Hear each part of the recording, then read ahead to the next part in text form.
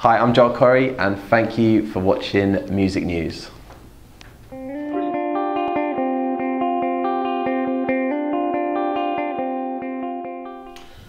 Joel Corry, it's great to see you. How are you doing today? Yeah, good, thank you. Good. Thanks for having me. You made it onto the MTV Push once to Watch Shortlist for 2020. How does that feel? It feels amazing. It feels really special to me though, because I used to actually work at MTV. Yeah, when I finished uni, it was like I got an internship here. It was like the best 9 months ever. Yeah. And then obviously all the years sort of being involved in Geordie Shore and the amazing memories I've got from that time of my life. So to come back now and to be on MTV Push's list for 2020 is just a great feeling, because it's like, feels a bit like full circle for me, because this is what I've always wanted, to be like recognised for my music. So it's like, it does feel really good. Yeah. A lot of people you recognise in the building then? Yeah, it's mad. Like there's people that still work here that was when I was an intern. Yeah. And yeah, it's like, it's just great to be back. It's like being back home again. Brilliant. I mean, last year Lewis Capaldi topped the list. Are you a fan? Yeah, of course. Yeah, how could you not be? He's superstar, man. Yeah, inspirational. Yeah. How would you sum up your musical style then? I'd say if I was describing my music to somebody, I'd say UK house. I sit more on the commercial side of UK house for my production. But if you ever come and see me DJ live, you know, I like to take you on a bit of a journey. So you'll see me go a bit deeper and darker in my DJ sets into the more underground world. So that's how yeah. Great. Well, what's next on the release schedule?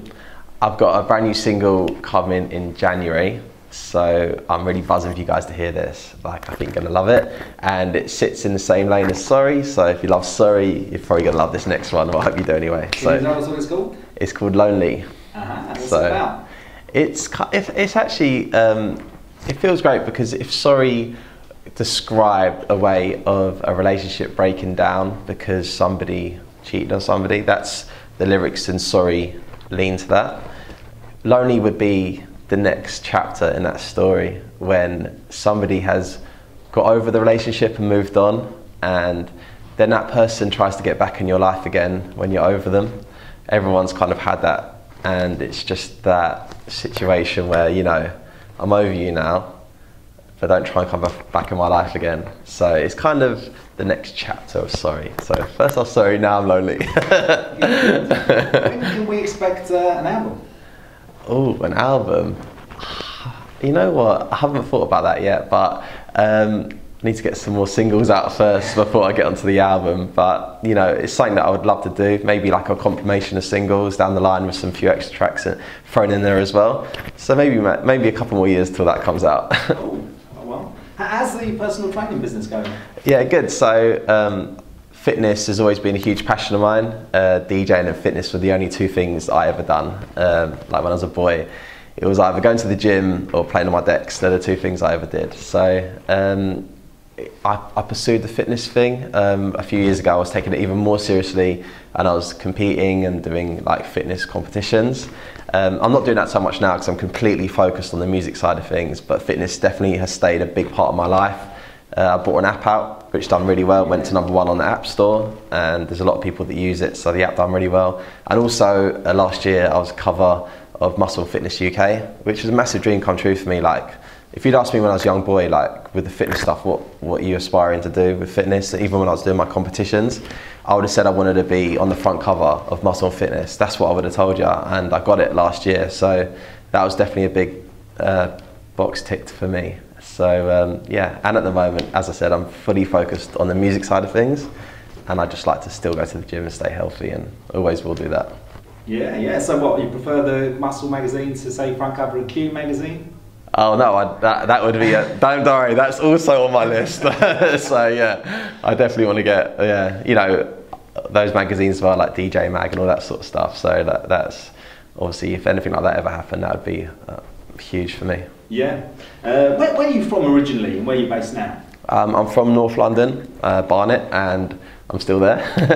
I get to travel a lot though through my DJing, so I'm never really at home, to be honest with you. I'm either staying in a hotel somewhere in the UK or Ireland, and in the summer I'm touring Europe all the time, so I'm never really home too much, but my base, my family is all North London. Great. And heroes in music, who have you always sort of looked up to? That's a really good question. Like, who do I look up to in music? I guess for me, like, I'm a DJ, and I'm a DJ before I'm a producer. So I grew up DJing. So my heroes in music are DJs. So when I was a young boy, like, my hero was DJ EZ, garage DJ. He's still a don today. But I used to literally like stay up and record his radio show on Kiss FM every single week, and then like play it back all week on the school bus as I was going to school with my mates. So DJ EZ was always a big hero of mine. And then obviously, like, once I got into dance music, and I remember the first time I went to Ibiza, I watched Carl Cox close Space.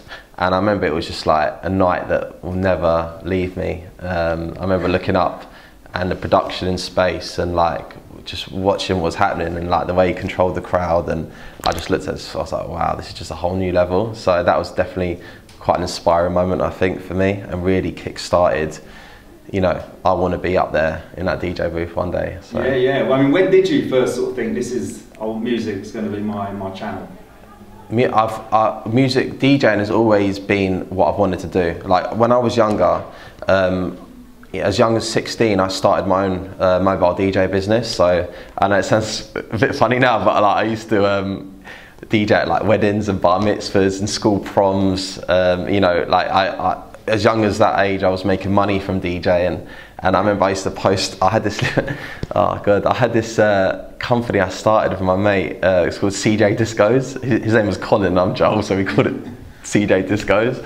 And I remember I had a paper run, and I would put our flyers in the papers, and it was like, you know, book us for your wedding or whatever, good rates, give us a call. And it was like my mobile number. And I remember when I got a call on my mobile, I thought, oh God, this could be someone booking a disco. So I was only like 16, I was like, hello? Like, really, like, trying to act professional on the phone.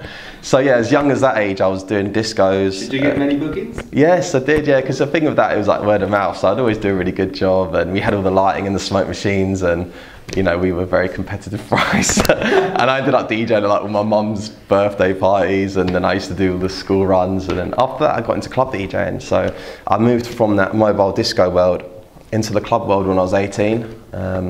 Didn't earn money at the beginning in the club world. It was very much, you know, just work for free and get your foot in the door. Yeah. I remember like the first time my first club gig I used to warm up for this guy called Jamie C in Stevenage, actually. And I remember he let me do his first hour of the night, and I would be the first person at the club, so I'd arrive at like 8:45 or something. And then he let me do the last half an hour, which was 3:30 AM to 4 AM. So I would do the first bit, which was like 9 to 10, when there was nobody in there apart from the people that worked in the club. And I'd still do my set though. And then I would wait the entire night in the club and do the last half an hour from 3:30 to 4. And so I'd be the last person out the door. And again, there was probably nobody in there at that time. But I did that, honestly, I did that for like 6 months every single week, until finally the club manager let me start doing the R&B room, which was the little small room on the side of the club. And that was my first proper residency. And it just shows you, like, I literally did that 6 months of grind of no money and being in there the entire night until I finally got like my own little thing out of it. Yeah, cutting your teeth, that's what it's all about. And away from music, what did you get up to? Aside from music, so aside from music, I guess, you know, I'm really into, as I said, I'm really into my fitness stuff, so I like to hit the gym every day. So yeah, I kind of like to start my morning in the gym. That kind of sets me up mentally for my day. And then you'll catch me probably actually in the studio every day. And if I'm not in the studio, I'll be on the road touring, heading to a gig. So yeah, they're really the only two things in my life, if I'm honest with you. But I think, like, if you want to kind of get to a level of success, you've got to be fully committed to what you're doing. Yeah. So yeah, they're the two things that I really enjoy doing, man. So that's what I spend my whole life doing. Great. With the December election looming, if you were Prime Minister, what would be your main policy? Oh my God, that's a big question. If I was Prime Minister, I would definitely shine a bigger light on health and fitness at schools. Because I remember when I was at school, like, we just had this little gym in the school that no one ever used. You know, I was never taught how to lift weights or any sort of, I mean, we had like PE and stuff, but it was more like football and everything, which I was really into anyway. But I just think a lot these days, a lot of boys and girls are hitting the gym early because it's more of a health conscious society that we're in now. So yeah, I think if they were to implement some sort of more gym-based stuff in school, that would be really good, because I remember when I first went to gym, I didn't know what I was doing, and I was just walking in there throwing all sorts of things around. So I think if I had been given a bit more guidance about it at school, that would have helped me at the beginning of when I first started going to the gym. Great. What are your musical ambitions? Musical ambitions. So for me, like, my dream has always been to DJ on the main stages of the biggest festivals around the world. That's my dream. That's like what I wake up every day thinking, that's what I want to do. And I kind of know what I've got to do to get to that point, and that's, you know, keep having success with the music that I'm releasing, following what I've done with Sorry, and hopefully next year is a big year for me. And if my releases are as successful going forward, I know that I'll get myself to them main stages, and that's my dream, man. So I want to be at Creamfields, I want to be, you know, at Tomorrowland, Ultra. These are the things that I dream about every day, so I'm gonna get it. Excellent. Well, thanks a lot for your time. For someone that hasn't come across you yet, what song should they check out online? So if okay, do you want me to rephrase that, like, as in, or is it just yeah, no, whatever videos, music you've got online, they should check you out. So yeah, so you can check out, if you haven't heard it already, my single Sorry.